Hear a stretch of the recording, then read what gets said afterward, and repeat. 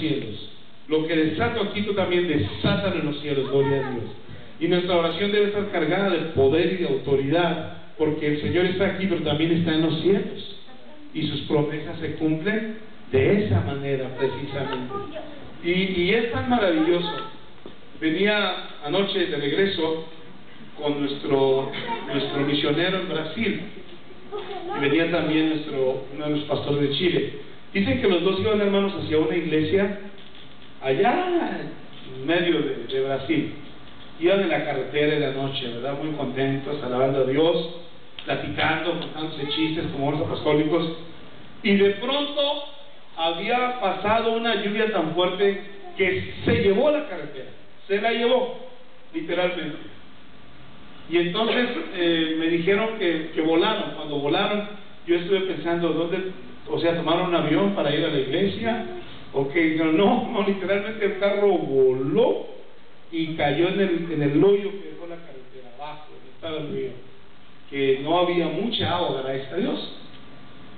Y entonces les dije, pero ¿y qué les pasó? Que fue una caída grande. Pues no nos pasó nada. Nada más el carro cayó de pie y hasta lo pudimos sacar. Y entonces les dije, ¿y qué fue lo que dijeron? Dijeron, lo único que pudimos decir cuando vimos que se abrió el hoyote y que no había nada, gritamos los dos, ¡Jesús! Y él estaba ahí para cuidar, gloria a Dios. Dije que él estaba ahí para cuidar.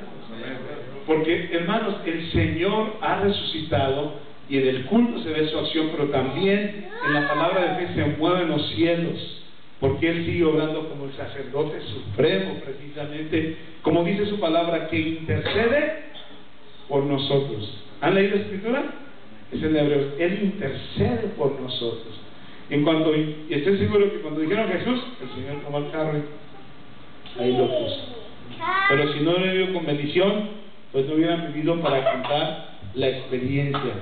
Muy bien, la presencia de Cristo, esto es lo último que voy a mencionar hoy. Nos resulta a nosotros la experiencia más importante del culto. Es lo más importante.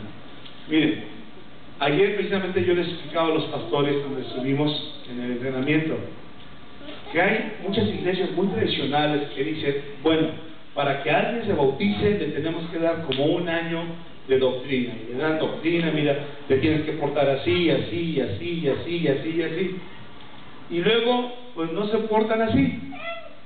En nuestras iglesias pentecostales, que pues a veces no tenemos muchos materiales para enseñar, a veces le decimos, hermano, pues guárdese del mal y guárdese del pecado, pero ahora vengan aquí a estar, vamos a orar para que el Señor lo llene con el Espíritu Santo, para que reciba el poder de Dios.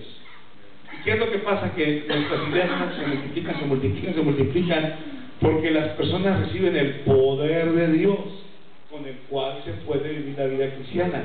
Porque ese poder del Espíritu Santo no es más que la vida de Jesús que está en nosotros.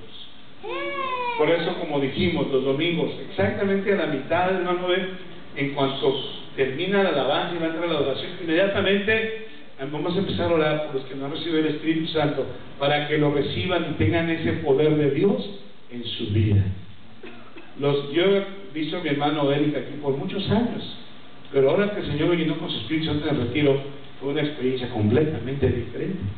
Lo que Dios hizo en su vida fue algo muy especial. Ese poder de Dios no es más que Cristo resucitado precisamente, y que está presente en el culto.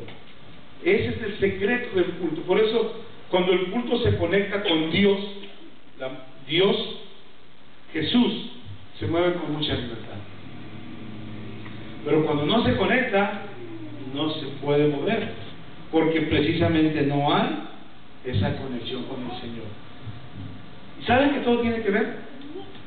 Si el Señor ve que nuestro templo está sucio, papeles por aquí, botes de hace 2 domingos, hermanos que toman su agua y no se llevan su bote a la basura, y esta es su casa de oración.